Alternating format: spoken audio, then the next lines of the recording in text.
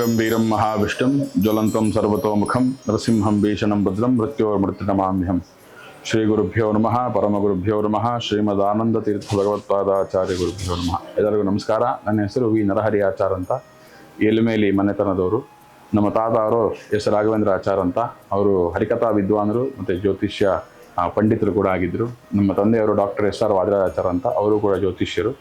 ಈಗ ನಾವು 3 ಪರಂಪರೆಯಿಂದ ಈ ಒಂದು ಅಭಯ ಲಕ್ಷ್ಮೀ ನರಸಿಂಹ ಅಥವಾ ವಜ್ರಕ್ಷೇತ್ರ ಅಂತ ಏನು ಕರೀತಾರೆ, ಕಂಬದ ಲಕ್ಷ್ಮೀ ನರಸಿಂಹ ದೇವಸ್ಥಾನ ಅಂತ, ಅದನ್ನು ನಡೆಸ್ಕೊಂಡು ಬರ್ತಾ ಇದ್ದೀವಿ. ಸುಮಾರು 75-80 ವರ್ಷಗಳ ಒಂದು ಸಂದರ್ಭ ಇದು. ಈಗ 48ನೇ ವರ್ಷದ ನರಸಿಂಹ ಜಯಂತಿ ಮುಂದಿನ ವರ್ಷ ಬರ್ತಾ ಇದೆ. ಹಾಗಾಗಿ ಇಡೀ ವರ್ಷ ಸಂಪೂರ್ಣವಾಗಿ ಎಲ್ಲ ಕಾರ್ಯಕ್ರಮಗಳನ್ನು ಮಾಡ್ತಾ ಇದ್ದೀವಿ. ಒಳಗಿರೋದು ಮೂಲದೇವರು ಅಭಯ ಲಕ್ಷ್ಮೀ ನರಸಿಂಹದೇವರು ಮತ್ತು ಪಟ್ಟಾಭಿರಾಮ ದೇವರು. ಅಭಯ ಲಕ್ಷ್ಮೀ ನರಸಿಂಹದೇವರು, ಪಟ್ಟಾಭಿರಾಮ ದೇವರು ಎರಡೂ ಏಕಶಿಲಾ ಸಾಲಿಗ್ರಾಮ ಮೂರ್ತಿ, ಒಂದೇ ಪಟ್ಟದಲ್ಲಿ ಪೂಜೆ ಆಗೋದು. ಅಂದರೆ ಒಂದೇ ಕಡೆ ನರಸಿಂಹದೇವರು ಮತ್ತು ರಾಮದೇವರು. ನಮಗೆ ಸಾಧಾರಣವಾಗೇನು ಒಂದು ಗರ್ಭಗುಡಿಯಲ್ಲಿ ಒಂದು ದೇವರನ್ನು ನೋಡಿ ಅಭ್ಯಾಸ ಇರುತ್ತೆ. ಆದರೆ ಇಲ್ಲಿ ಜೋಡಿ, ಅಂದರೆ ಒಳಗಿರೋದು ಅಭಯ ಲಕ್ಷ್ಮೀ ನರಸಿಂಹದೇವರು ಮತ್ತು ಪಟ್ಟಾಭಿರಾಮ ದೇವರು ಎರಡೂ ಇರೋದು ವಿಶೇಷ.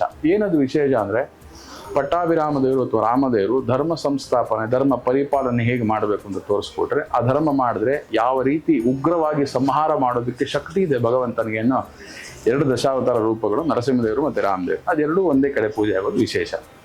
ಇನ್ನು ಮುಂದೆ ದಶಾವತಾರ ಸಹಿತ ಶ್ರೀನಿವಾಸ ದೇವರು, ಅದು ಕೂಡ ಬಹಳ ವಿಶೇಷ. ಇಲ್ಲಿ ಜಪದ ರಾಘವೇಂದ್ರ ಸ್ವಾಮಿಗಳು, ಅವ್ರ ಪೂಜೆ, ಅವರ ಜಪ ಆರಾಧನೆ ಮಾಡೋದು ಕೂಡ ಬಹಳ ವಿಶೇಷ. ಇದು ವಜ್ರಕ್ಷೇತ್ರ ಅಂತ ದೇವಸ್ಥಾನದ ಹೆಸರು. ಯಾಕೆ ವಜ್ರಕ್ಷೇತ್ರ ಅಂತ ದೇವಸ್ಥಾನದ ಹೆಸರು ಬಂತು? 3 ನರಸಿಂಹದೇವರ ಕ್ಷೇತ್ರ. ಮೊದಲನೇದು ಅಭಯ ಲಕ್ಷ್ಮೀ ನರಸಿಂಹದೇವರು, ಎರಡನೇದು ಸ್ತಂಭ ಲಕ್ಷ್ಮೀ ನರಸಿಂಹದೇವರು, ಮೂರನೇದು ಕುಬೇರ ಲಕ್ಷ್ಮೀ ನರಸಿಂಹದೇವರು. 3 ನರಸಿಂಹದೇವರು ವಜ್ರದ ಆಕಾರದಲ್ಲಿ ಇರೋದ್ರಿಂದ, ವಜ್ರ ಹಾಗಂದ್ರೆ ವಜ್ರ ಅಂತ ನಮಗೆ ವಜ್ರ ಅಂದ ತಕ್ಷಣ ಟ್ರಯಾಂಗಲ್ ಶೇಪ್ ಜ್ಞಾಪಕ ಬರುತ್ತೆ. ಹಾಗಾಗಿ ಆ ತ್ರಿಕೋಣಾಕಾರದಲ್ಲಿ ಪ್ರತಿಷ್ಠೆ ಆಗಿರೋದ್ರಿಂದ ಇದಕ್ಕೆ ವಜ್ರಕ್ಷೇತ್ರ ಅಂತ ಹೆಸರು. ಇದು ಸ್ತಂಭ ಲಕ್ಷ್ಮೀ ನರಸಿಂಹ, ಕುಬೇರ ಲಕ್ಷ್ಮೀ ನರಸಿಂಹದೇವರು, ಅಭಯ ಲಕ್ಷ್ಮೀ ನರಸಿಂಹದೇವರು. ಯಾವುದೇ ತರಹದ ಕಲ್ಯಾಣ ಕಾರ್ಯಗಳು ಆಗ್ತಾ ಇಲ್ಲ, ಶುಭ ಕಾರ್ಯಗಳು ಆಗ್ತಾ ಇಲ್ಲ, ನಾವು ಅಂದ್ಕೊಂಡಿದ್ದ ಕೆಲಸಗಳು ನಡೀತಾ ಇಲ್ಲ. ಏನೋ ಒಂದು 90% ಆಗುತ್ತೆ, ಇನ್ನು 10% ಎಷ್ಟು ಸ್ವಲ್ಪ ಪ್ರಯತ್ನ ಪಟ್ಟರು ಆಗ್ತಾ ಇಲ್ಲ. ಈ ಥರದ್ದೆಲ್ಲ ಇದ್ರೆ ದಯವಿಟ್ಟು ಬಂದು ಪ್ರದಕ್ಷಿಣೆ ಮಾಡಿ ನಮಸ್ಕಾರ ಮಾಡ್ಕೊಂಡು ಹೋಗ್ರಿ. ನಿಮ್ಗೆ ಎಷ್ಟೋ ಸಮಸ್ಯೆಗಳು ಸಾಲ್ವ್ ಆಗಿದೆ. ಏನಂದ್ರೆ ಎಷ್ಟೋ ಸಮಸ್ಯೆಗಳು ಸಾಲ್ವ್ ಆಗಿರೋದು ನಾವು ನಮ್ಮ ಕಣ್ಣಾರೆ ನೋಡಿದ್ದೀವಿ.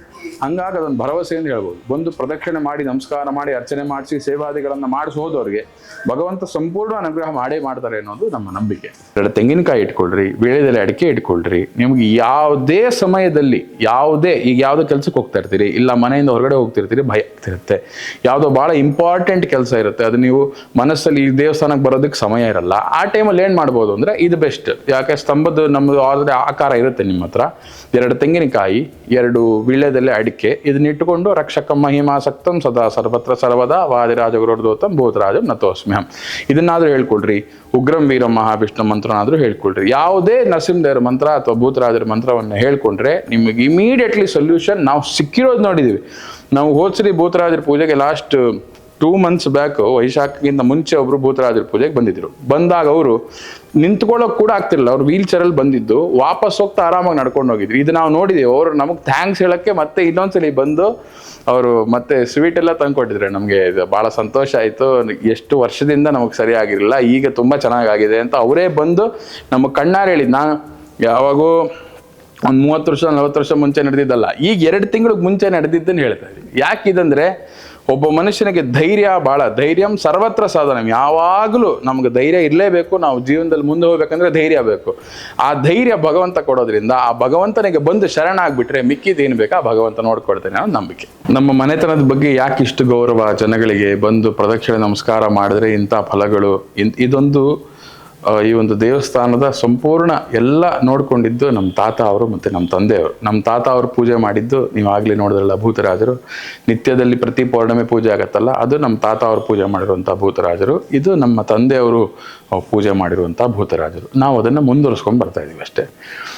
ಯಾರು ಭೂತರಾಜರಿಗೆ ಬಂದು 2 ತೆಂಗಿನಕಾಯಿ, 2 ನಿಂಬೆಹಣ್ಣು, 1 kg ಕಲ್ಲುಪ್ಪು ತಂದು ಪ್ರದಕ್ಷಿಣೆ ಮಾಡಿ ನಮಸ್ಕಾರ ಮಾಡಿ, ಇಲ್ಲಿ ಮಂತ್ರ ಇದೆ, ಆ ಮಂತ್ರವನ್ನು ಹೇಳ್ಕೊಂಡು ಪ್ರದಕ್ಷಿಣೆ ಮಾಡಿ ನಮಸ್ಕಾರ ಮಾಡ್ತಾರೋ, ಸಾಧಾರಣವಾಗಿ ನಾವು ನೋಡ್ದಂಗೆ ಮೊದಲನೇದು ಅರ್ಧ ತಲೆನೋವು ಮೈಗ್ರೇನ್ ಹೆಡ್ಡೇಕ್ ಅಂತ ಏನು ಹೇಳ್ತಾರಲ್ಲ, ಆ ಥರ ಯಾವುದೇ ಥರದ ಫ್ರಂಟ್ ಆಗಿರ್ಬೋದು ಅಥವಾ ಹಿಂದೆ, ಅದು 4-5 ಮೈಗ್ರೇನ್ ಏನೋ ಅಂತಾರೆ ಅದಕ್ಕೆ, ಆ ಥರ ತಲೆನೋವುಗಳೆಲ್ಲ ಸರಿ ಹೋಗಿರುತ್ತೆ ಮೊದಲನೇದು. ಎರಡನೇದು ಸುಮ್ಮನೆ ಕೋಪ ಬರೋದು, ಇದು ಕಡಿಮೆ ಆಗಿರೋದು ನಾವು ನೋಡಿದ್ದೀವಿ.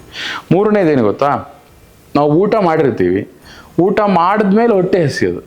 ನಮ್ಗೆ ಉಲ್ಟಾ ಆಗ್ಬೇಕಂದ್ರೆ ಊಟ ಮಾಡಿದ್ಮೇಲೆ ಹೊಟ್ಟೆ ತುಂಬಬೇಕು, ನಮಗೆ ನಿಶಕ್ತಿ ಅನಿಸ್ಬಾರ್ದು, ಶಕ್ತಿ ಅನಿಸ್ಬೇಕು. ಆದರೆ ಇದು ಉಲ್ಟಾ ಆಗ್ತಿರುತ್ತೆ.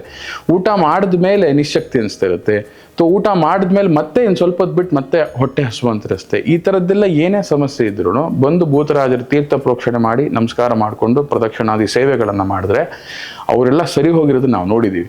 ಭೂತರಾಜರ ಸನ್ನಿಧಾನಕ್ಕೆ ಯಾರ್ಯಾರು ಬಂದು, ಭೂತರಾಜರು, ಲಕ್ಷ್ಮೀ ನರಸಿಂಹದೇವರು, ಹಯಗ್ರೀವ ದೇವರು, ಕುಬೇರ ನರಸಿಂಹದೇವರು, ಯಾರ್ಯಾರು ದೇವಸ್ಥಾನಕ್ಕೆ ಬಂದು ಪ್ರದಕ್ಷಿಣಾದಿ ನಮಸ್ಕಾರಗಳನ್ನು ಮಾಡ್ತಾರೋ, ಸೇವೆಗಳನ್ನು ಮಾಡ್ತಾರೋ, ಭಗವಂತ ಅವ್ರಿಗೆ ಸಂಪೂರ್ಣ ಅನುಗ್ರಹ ಮಾಡಿ ಒಳ್ಳೆ ವಿದ್ಯಾ, ಬುದ್ಧಿ, ಆಯುಸ್ಸು, ಆರೋಗ್ಯ, ಧನ, ಧಾನ್ಯ, ಸಂಪತ್ತು, ಶಕ್ತಿ, ಧೈರ್ಯ ಎಲ್ಲವನ್ನು ಕೊಟ್ಟು ಭಗವಂತ ಸದಾಕಾಲ ಕಾಪಾಡ್ತಾನೆ, ಸದಾಕಾಲ ಸಂರಕ್ಷಣೆ ಮಾಡ್ತಾನೆ ಅನ್ನೋ ಉದ್ದೇಶದಿಂದನೇ ನಾವು ನಿತ್ಯದಲ್ಲಿ ಪೂಜೆ ಮಾಡ್ತೀವಿ. ನಾವು ಅದನ್ನೇ ಸಂಕಲ್ಪ ಮಾಡ್ತೀವಿ. ತಾವುಗಳು ಬಂದು ಈ ಒಂದು ಸದಾವಕಾಶವನ್ನು ಬಳಸಿಕೊಂಡು ಇದೊಂದು ಪ್ರಸಾದವನ್ನು ಸ್ವೀಕಾರ ಮಾಡಬೇಕು, ಮತ್ತೆ ದೇವಸ್ಥಾನಕ್ಕೆ ಬಂದು ಸೇವೆಗಳನ್ನು ಮಾಡಬೇಕು ಅಂತ ಈ ಮುಖಾಂತರವಾಗಿ ಕೇಳಿಕೊಳ್ತೇವೆ.